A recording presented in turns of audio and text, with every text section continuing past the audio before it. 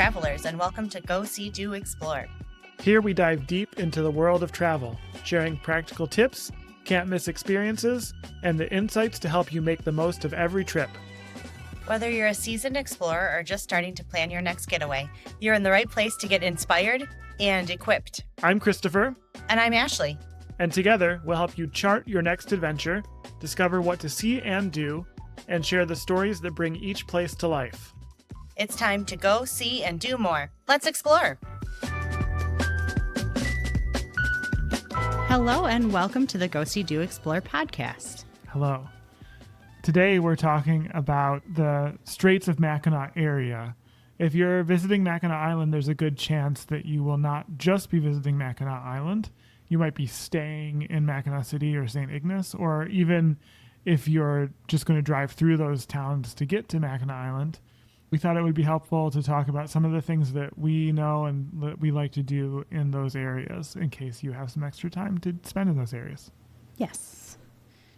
So the first thing to mention about the Straits area is the Mackinac Bridge. It's unavoidable. It's the giant bridge in the middle of the lake. Yeah, you'll see it. Like, you don't even have to be that far north before you can start to see it. Absolutely. Yeah, a couple miles coming into Mackinac City, and then on the St. Ignace side, if you're on US 2, you'll just keep seeing it with all these views. So it's about 5 miles long, makes it the longest suspension bridge in the Western Hemisphere, and I think the specific way they often say it is between anchorages, because the middle part of the bridge is suspension, and then it has some causeway on the, towards the land on both sides. But it's a beautiful bridge. It's definitely worth driving over. Don't be afraid of it. You don't have to be afraid of it. No, just don't tune into the radio station the first time, or you might have a small heart attack. Oh, maybe. I don't know. We should note also that there is a fee to cross the bridge. Oh, true. Starting this year, I believe, there is a cash discount. It is less expensive if you pay with cash. And I believe they will no longer accept American Express, I think was part of it, because of the fees. They've only taken credit cards for a few years. Since COVID, I think. That was when it was. They had been concerned about just how long it would take, but they were sort of forced to. Yeah. But yeah, you pay on the Upper Peninsula side, but you pay in both directions. And services like Easy Pass and any of those, they do not work. You probably wouldn't be listening to this, but there is the Mac Pass available if you cross a lot. I don't know why I'm telling you that, because I'm sure if that's news to you. Yeah, we might be inspiring someone to make routine crossings of the Mackinac Bridge. And need to get the Mac Pass. But yeah. So it's really tall, too. I just want to mention, in case you're curious about Mackinac Bridge specs, mentioned it's about 5 miles long. It's 552 feet tall at the towers. And then the area under the bridge, 155 feet off the water. I mean, this is a really massive bridge.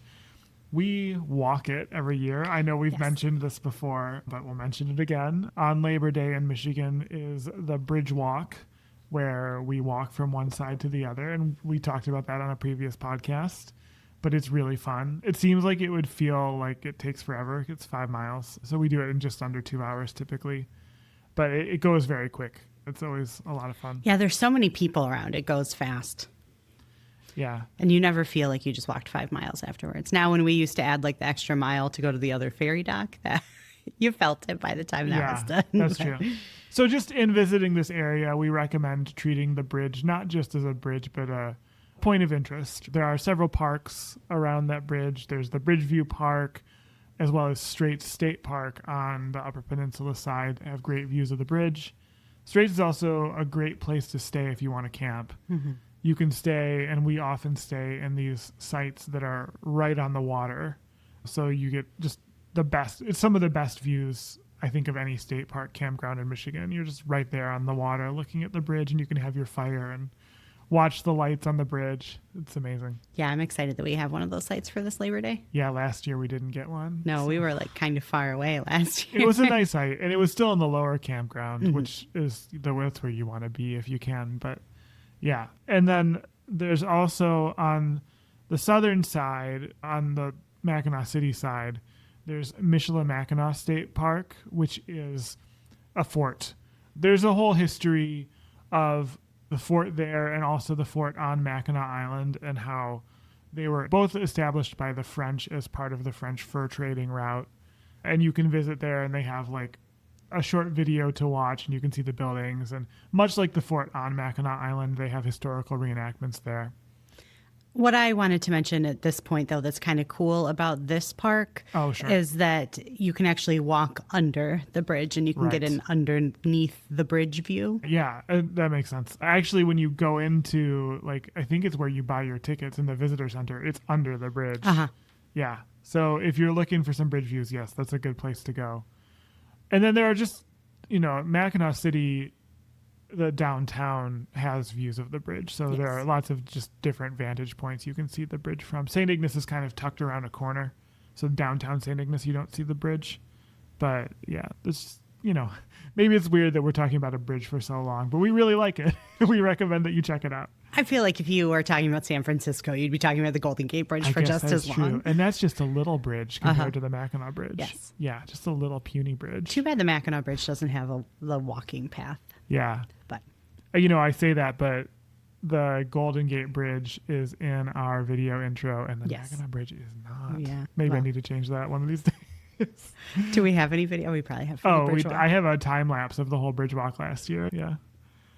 Okay, so as we mentioned, though, there are two cities that are right adjacent to the bridge and are the sort of the Straits of Mackinac cities. They are the cities that are on the Straits of Mackinac, and Mackinac City is the one in the lower peninsula. That's the one that looks, or for your perspective, like this, right? Mackinac City is here. This is what we do in Michigan. Oh, sorry. This is also an audio podcast. I keep forgetting now that we're on video. I'm holding up my hand, and I'm pointing to the tip of it because that's what we do in Michigan, you audio listeners. And it is definitely the bigger of the two. We'll talk about Mackinac City first here. It's crowded. I'll put it that way. Don't misconstrue anything that we're about to say as us being like negative about Mackinac City. Mackinac City sort of is what it is. It's a very convenient jumping off point for Mackinac Island, and there's a lot there. But it is definitely a city that grew and developed because of the tourism to Mackinac Island. And so what is there reflects that. So, it's known for tourism. It's got the fudge shops. It's got the jerky outlet. It's got t-shirt shops. The t-shirt shops. It's got like all that. And so if you're there for that, awesome. If you're not there for that, just skip that because there's a lot of it in Mackinac City. It's got the mini golf and all that. I think there's a zip line. Yeah. Yeah. But there are a couple of things on the Mackinac City side that we really, really enjoy. One of them is the Old Mackinac Point Lighthouse. And that is an old historical lighthouse that is like right next to the bridge. Mm-hmm. In fact, if you're driving south on the Mackinac Bridge, you will see the lighthouse on the left side as you're driving. Yeah, it was in use until the bridge. It's no longer necessary now that there's a bridge that lights up at night. Yeah.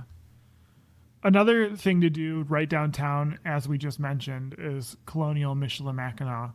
And I sort of jumped the gun on that and started talking about it. But yeah, historical reenactments, old buildings, but also a beautiful waterfront. Like it's a nice place just to spend time. And you can go under the bridge, as you mentioned earlier. Heading out of town just a little bit, there is a place that actually we've never been able to go to just timing wise, but we really want to go. And that is Headlands International Dark Sky Park. Exactly what it sounds like. Yeah, it was the first dark sky area in Michigan. I've got that international designation. I think there's quite a few more now. Are they open after dark, all of them? Because we went to the one in Port Crescent and it closed at sunset. We're like, how does that work? But no, this one is open after dark. Yes. It is recommended that if you are planning on going that you bring like one of those red light flashlights so that you're able to see where you're going because there is no artificial light at Headlands.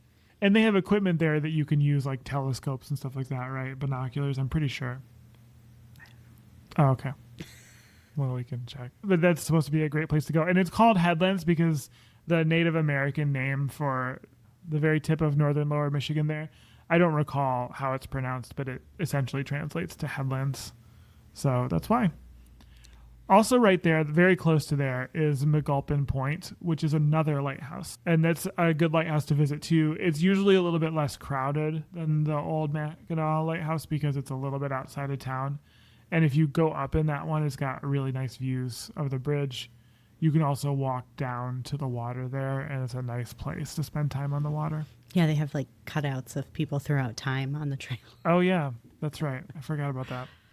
We also really like Wilderness State Park, although I did mention in our last episode that we don't necessarily recommend it in mayfly season. Yeah.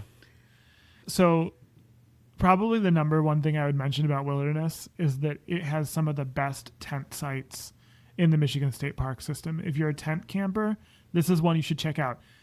The state park service was on a kick a few years ago, and I don't know if they're still doing this or not, but they were building these tent-specific sites in a number of campgrounds, and the idea is basically you can't drive into them. They're not a long walk at all from where you park. I mean, you can pretty much like throw a rock from where you park to where you would pitch your tent, but it's a path. And when they do this, they can build these sites in a way that's a little bit more secluded and a little bit more special. They don't have to like engineer them so that people can back their trailers in and all that. These ones at Wilderness State Park have these amazing overlooks of this kind of marshy area between the campground and the lake. And it's just, yeah, they're really cool. Yeah, we were there on a holiday weekend. It was Labor Day weekend, and it didn't feel like a holiday weekend when you were back there. It didn't feel like you were right on top of your neighbors like some of the other Michigan state parks feel like. If you're a tent camper, that's one I would definitely get that on your list. And isn't Wilderness State Park one of the largest state parks in the Lower Peninsula? Yeah, it's pretty big. There's kind of a core area of campgrounds and some other buildings. But then it has, what is the name of that thing? I'm forgetting the name of it now. But there's a geological feature in this part of Michigan that's just this like sort of sand that juts out into Lake Michigan. And it's really marshy. And you can hike a lot of it. And you can actually drive some of it. There are a lot of, I think, birds and wildlife and stuff. And so all that is part of the state park. There's a lot of hiking trails there. And it's also one of the few state parks that is open year-round. So if you are interested in camping and hiking and things like that in the winter, Wilderness is a place for that. For sure. Another one we should mention, although we don't have any experience with it, is the Mill Creek Discovery Park.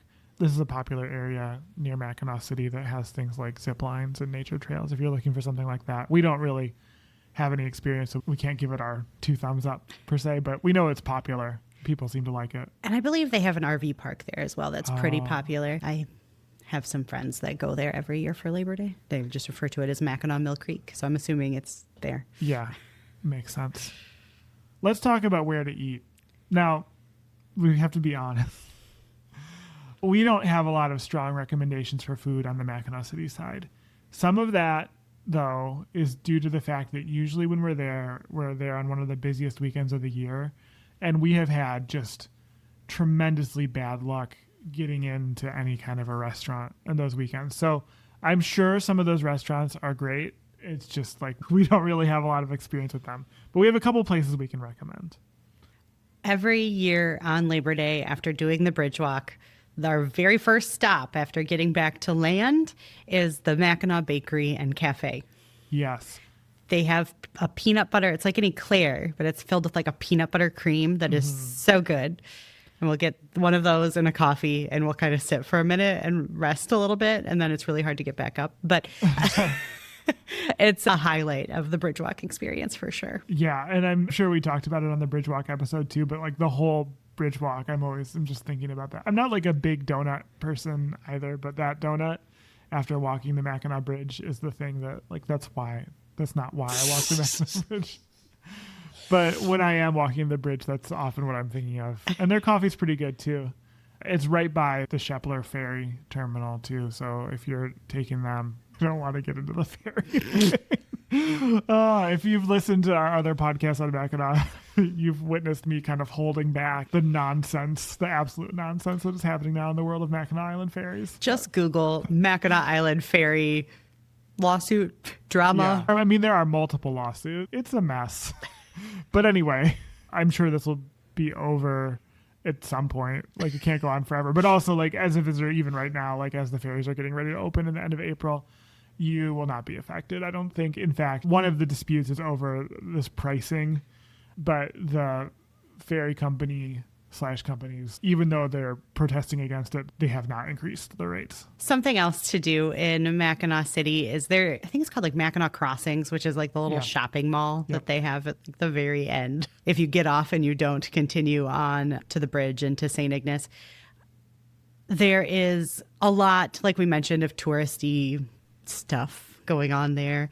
But one thing that is there that we would recommend is a tasting room for Mackinac Trail Winery. Yeah, this is, in our opinion, one of the better wineries in Tip of the Mitt. They're based in Petoskey. They're right off of US 131, which that part of US 131 is called the Mackinac Trail, as the old name for that road, and so hence the name. But they have a tasting room, as you said, in Mackinac City, and for sure you should go. In particular, they do Marquette very well, which is a hybrid grape. Maybe some wine break will have it. We don't have any in the house. Otherwise, that would be our wine break for today. But no. Speaking of, I think it's time for a wine break. Yeah, let's go to a wine break.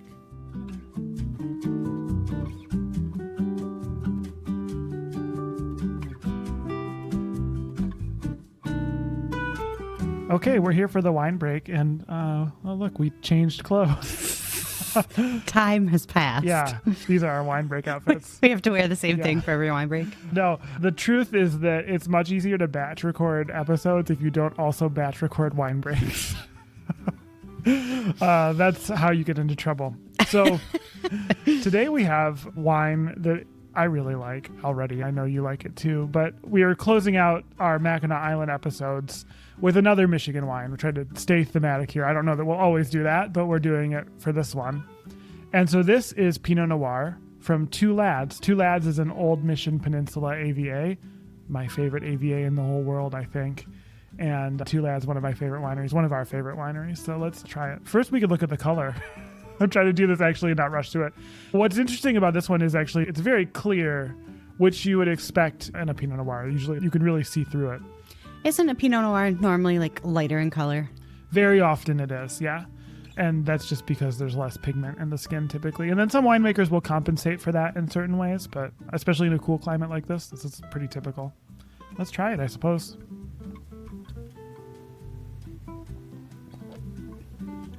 Yeah, that's really special. That is very good. So it's a very classic cool climate Pinot Noir. So lots of red fruit, really light on the palate, not a lot of tannin. Pinot Noir is, they call it a double challenge because it is both a difficult grape to cultivate and a difficult wine to make well. And so especially in a cool climate like Michigan, when you get a good Pinot Noir like this, it's really special. So we want to just say, Two Lads, you're doing good. Good Do you want job. to show the bottle? Yeah, so for those watching on video, this is the Two Lads bottle. Two Lads really specializes in sparkling wine and then high-quality reds. They use 100% Stelvin caps, which is kind of interesting. It's all screw caps, but it's high-quality wine. You don't have to worry about that. And it's one of our favorites. I would absolutely check it out. Good wine break. Good wine break.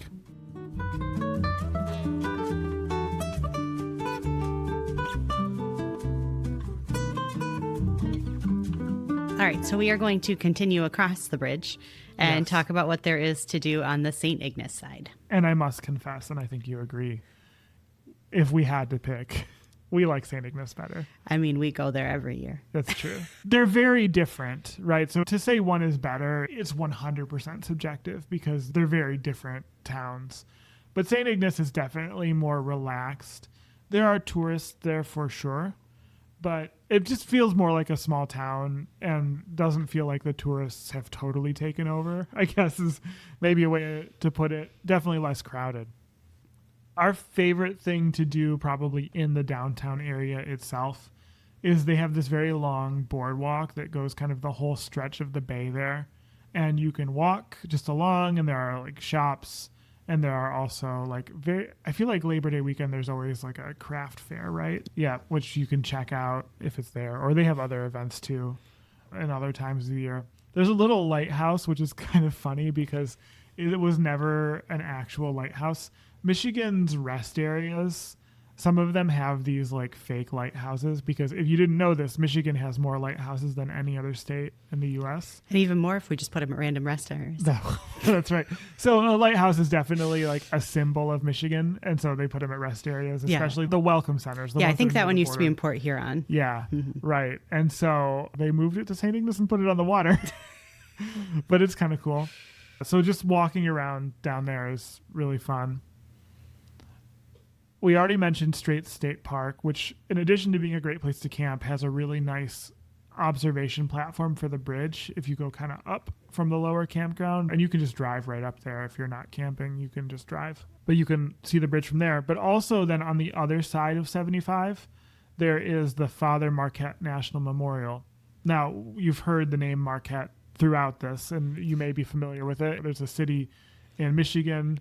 There's a university in Wisconsin. There's a river. You just talked about a wine. There's a wine. I was going to get there.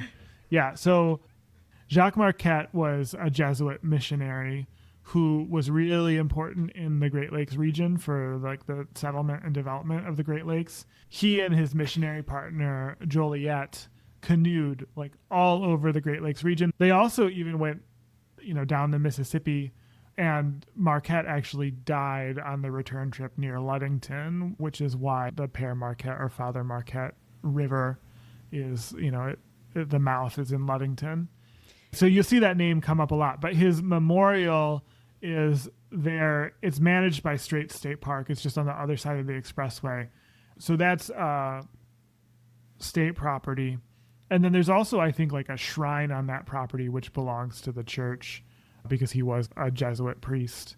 I recently wrote my Michigan Bucket List Part 2, and this is on there. So yeah, if you're chasing the total Michigan bucket list. Yes, which everyone should be. Yes. And you can walk also down to a really nice view of the bridge from there, too. As you can imagine, it's just on the other side of the expressway from Straits State Park. So good views there, too. Speaking of good views, another one that I think we recommend with some reservation is Castle Rock. So Castle Rock is pretty cool. It's this kind of rock formation that's just north of St. Ignace, and you can pay some nominal amount of money. I feel like it was like $1 or $2. Like it's not costing you a lot to walk it. And you can walk up there, and there's really nice views of St. Ignace and Mackinac Island and the bay. I only give it some reservation just because it is kind of a tourist trap. Mm-hmm. But the view is legit. It's really good. So, like, I wouldn't let that... Just don't think that this is going to be some transformative cultural experience. It's not. But it's cool. I would do it. Also worth mentioning, something that we haven't done, this is another one of those, but it's quite popular, is the mystery spot, which I don't even know what's there. It's a mystery, I guess. Is it one of those things where, like, you park your car and you start moving backwards up the hill or something? I think it's like stuff like that. Okay, so we don't know this one. We've never done this one, but I'm mentioning it because it's popular. And so if you're into that sort of thing. I feel like it also has a zip line. I'm pretty sure the signs say mystery spot plus zip line. Yeah, right. Those are, I think, kind of our main recommendations for St. Ignace. There, I'm sure more things you could find. And we're going to talk in a little bit about some things that are farther away that are also cool to do. But let's talk about what we like to eat in St. Ignace. There is a big one. I'll let you go first. What's your favorite thing to eat in St. Ignace? Okay. St. Ignace, or more specifically 6 miles west of St. Ignace on US 2, is home to my favorite pasty in the world. Don't fight me. Pasty guy, I know they don't have a handle, but... You should have the pasty guy out sometime. Yeah, pasty guy, if you're listening, we would love to talk to you. Yes, please. So a pasty is a meat pie. It's from Cornwall, England. So they're called Cornish pasties. But they're very popular in the UP because there was a time when the mining industry was big in the Upper Peninsula, and this was a very popular lunch for miners. And so not only did immigrants from Cornwall do this in the mines, but it sort of transferred in one of these beautiful cultural transfers to the many Scandinavian people that live in the UP. So now it's like, it's not a Scandinavian thing, but like, I feel like there's like an association. It's very interesting, but there's no herring in it. There's no herring in it. That's true. But Lido's is my favorite for 2 reasons. First of all, I don't think I've ever had one better than Lido's. I feel like that pasty oven one was as good. I will say, as good. Good job, pasty oven. In Quinnipiac. Yes. Like, far other side of the UP. But what puts Lido's over the edge for me, well, first of all, the convenience. Yeah, like Quinnipiac is much farther. But also, it was the first time I ever had a Lido's pasty, I was going up to Porcupine Mountains for the first time, which is this massive rugged state park in the western UP. And so there's this really formative trip in my young adult life. And like, I got to have this, I think it was probably the first time I ever had a pasty that wasn't like a frozen pasty, which those are not very good. And so just anyway, I won't go on and on about that, but it has sentimental meaning to me as well. The great news. So I would recommend making the trek 6 miles out to see this Lido's pasty place. It's pretty cool. It's really old school. It's really old school. But if you can't do that, for a number of years now, they have a second location right downtown St. Ignace, right by the Starline ferry dock. So you can go there. They also have some like other alternative pasties there, like chicken pasties. I've never tried this. It's fine. If you like that, that's cool. But if you've never been, I would just get the classic. Get the classic with rutabaga. Yes. You should have been wearing your Lido shirt for this episode. I should have been wearing my Lido shirt for this episode. Yeah, I love Lido's pasties. We have some other recommendations though too. Probably one of the most iconic St. Ignace eateries would be Clyde's Drive-In. It's a drive-in where you like pull your car up and somebody comes out to take your order. Very retro in that way. When we go up on the holiday weekends, it's always crazy. Yeah. But we do try to get a Clyde's burger and fries. They're really good. They are really good. It's important to mention that they are cash only, at least as of the last time we were there. Yes. And Yeah. it didn't seem like that was going to change. No, that was post-COVID. They were still Yeah. cash only. So, yeah, I don't think that's going anywhere. But, yeah, really good kind of greasy, fast foody, Yeah. but an iconic staple in the St. Ignace area. Yep, definitely. Another one that is popular that we've been to one time is Java Joe's. Good breakfast place.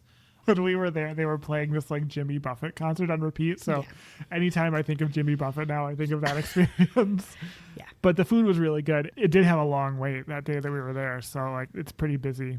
And another place we wanted to mention, if you are looking for some dessert, we've had really good ice cream at the Mackinac Double Decker Ice Cream, which is Yes. like right downtown on the waterfront in St. Ignace. It's a double decker bus. And yeah, you can get ice cream. If it's nice, you can sit outside or you can go up in the upper level of the bus and eat your ice cream, which is nice. I feel like ice cream melted all over me there once. I believe they serve Park City Dairy ice cream from Ludington, which I think we've talked about before on the podcast. I don't have any proof of this other than they carry one of my favorite ice creams that I get at House of Flavors in Ludington, and that is Michigan Pothole. Yes. That is a Park City Dairy flavor, so I believe they have Park City Dairy ice cream. Yeah, I think you're probably right. So those are the places we like in St. Ignace, the main ones. Now, if you're going to be in that area for a little while and you want to branch out a little bit farther, we have a few more recommendations. So on the lower peninsula side, you're really not that far from the Petoskey area and the area sort of just north of Petoskey, like Harbor Springs. One place that is for sure worth mentioning, and we actually just released a video a couple weeks ago, a short video, Legs Inn, this restaurant in northern Michigan. Can I just talk about Legs Inn for a minute? It's so cool. Once again, on my Michigan bucket list. Yeah. Part 2. The Yeah. only restaurant that wow. made it on either of those lists. That's quite a distinction. Yeah. Yes. So they have Polish food, but it's, at least for us, like we live in Metro Detroit and we love the Polish food that's here in Metro Detroit, but this is different Polish food. It's more like rustic country Polish food. So they have stews and they have like a sour soup and they have some of the Polish classics too. Like They had pierogies, Yeah. potato pancakes, and I want to say they have meat-filled pierogies, which I have never seen. Yeah. Like even in Hamtramck, I haven't seen a meat-filled pierogi. Yeah. So it's like this kind of cool looking restaurant on the outside. It has these stove legs, which is why it's called Legs Inn. But it's pretty unassuming. And then you walk in and the decor is very interesting. Again, you can go watch the video. We take you through it. There's this mix of like kind of rustic country stuff. And then there's a lot of Native American stuff. I don't really know, and I don't want to pass judgment. This could be kind of a fraught thing. But the founder of Legs Inn had, it seemed like a pretty strong rapport with the local Indians. And so there was a lot of cultural exchange, I'll say. So you see pictures of him wearing headdresses and stuff like that. Again, I don't know. Wouldn't be okay today. But nevertheless, it's all there. It's very interesting. You can go see it. And they have like, it's kind of lodgy inside. They have like antlers on the walls and things like that. But then, this is the best part. When you go out the back, their backyard area is like one of the coolest places. They have this amazing garden, and then they have a view of Lake Michigan. You can eat out there and like stare at Lake Michigan. And I mean, it's worth it for that and the food. I love going there. Yeah, last year we went from Straits in St. Ignace. We drove down to the Legs Inn for lunch. It was less than an hour. And then we went in Petoskey afterwards, and we went to the Thunder Bay Winery, and then went back to St. Ignace. And then, like, Petoskey certainly is probably a destination we could cover in a full episode sometime. So we'll sort of reserve it for that. But that's a great area. We love that area. There's a lot to do. And Kilwin's ice cream. That's right. If we're just going to make this an ice cream episode. Yeah.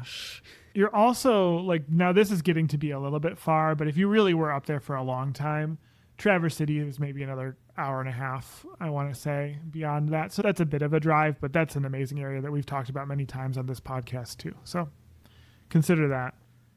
On the northern side of the bridge, there are also a couple places that I would consider going that are less than 2 hours away.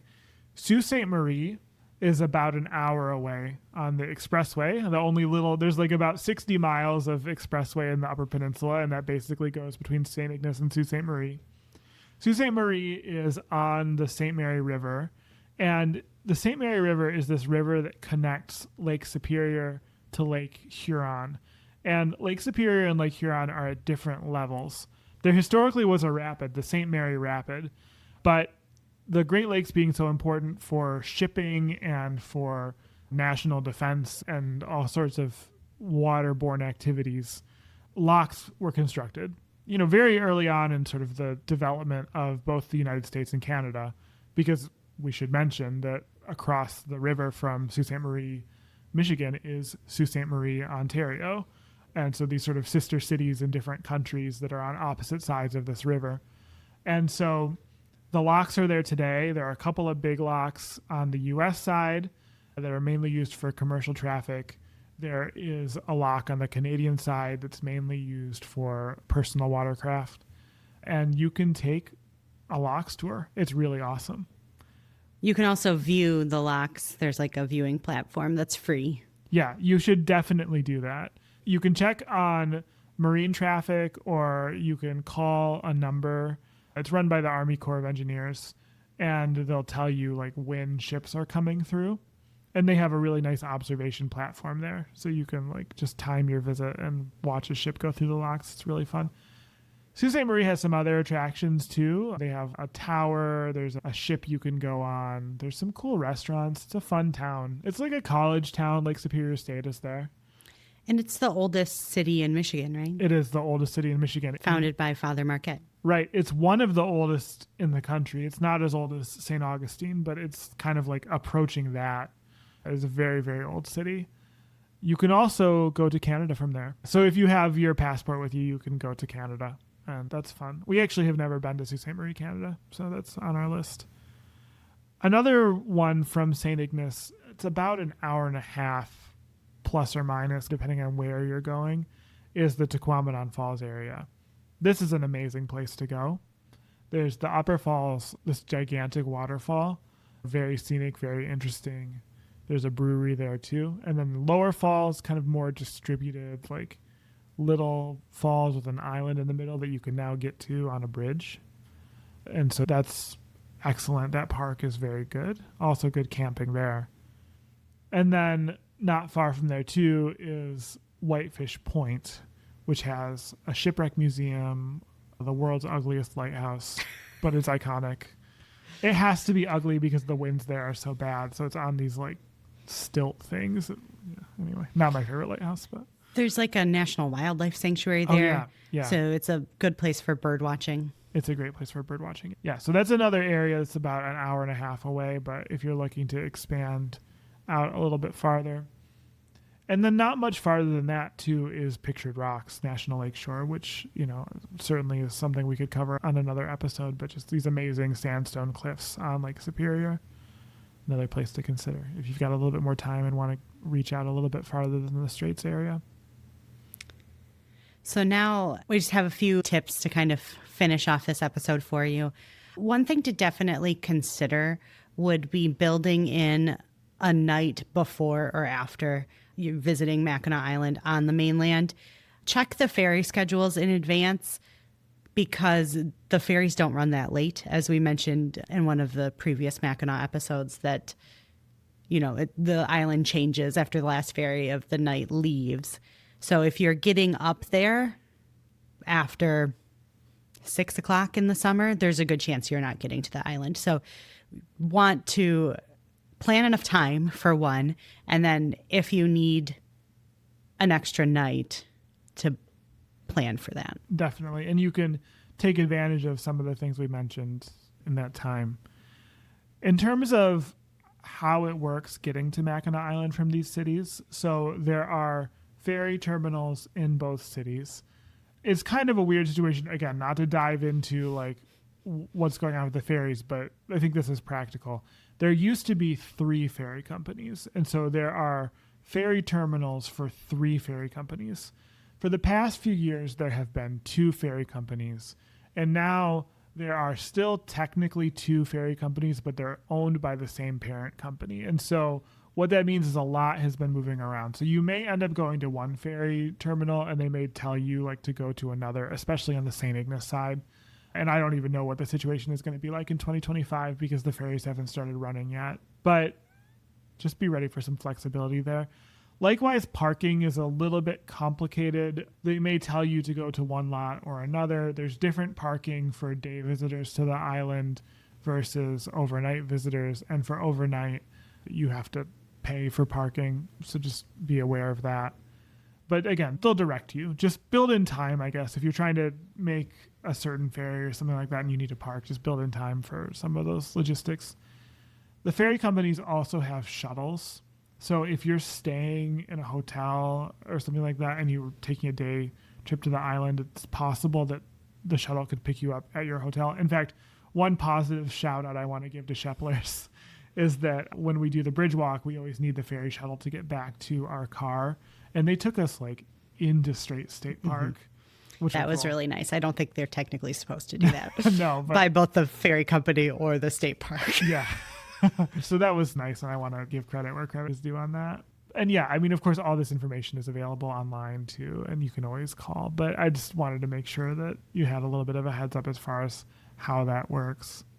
Like we said, I think 2 episodes ago, the ferry itself is pretty short. It's like a 15, 20-minute ride kind of a deal, now that they don't run the slow boats anymore. But you'd need a little bit more time for some of the logistics. Oh, and luggage. Right. It's just like a luggage drop off if you have luggage, and then they'll shrink wrap it up and you'll see these like teenagers riding these carts around like they're going to crash. And then they will unload it on the island side. And then depending on your hotel, like the Grand Hotel has an arrangement with Sheplers. Well, they'll just like, it just gets whisked off and you never see it again until it's like, I think in your room. Probably in your room, yeah. Or, the guy delivers it and you have to give him a tip. A lot of the other hotels have porters, so someone will meet your luggage at the ferry dock and then they'll take it to your hotel. And then like last time we went, when we stayed at the inn on Mackinac, we were just on our own. So yeah, just kind of know what you've got to do there. So hopefully this was a helpful series on Mackinac Island and the Mackinac area. The trifecta, as I'm calling it. We really love it up there, and we know that you will too. If you have any tips for us to share or anything you'd like us to know or any feedback on these episodes, just reach out to us. You can find us online at Go See Do Explore, GoSeeDoExplore.com, and also a podcast at GoSeeDoExplore.com. I also want to mention that we have a guide to Mackinac Island out, and you can get that at GoSeeDoExplore.com/Mackinac. MACKINAC. I'll put that on the screen too, just to be sure if you're watching on video. All right, I think that's it for this episode. Yes. Thank you very much. We'll see you next week. See you next week.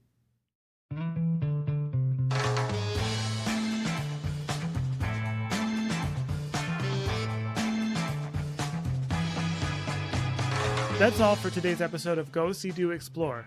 Thanks for joining us in sharing the wonder of travel. If you want more from each episode, head to GoSeeDoExplore.com, where you'll find blog posts, resources, and extras from our travels. You can also reach us anytime at podcast@GoSeeDoExplore.com. We love hearing from you.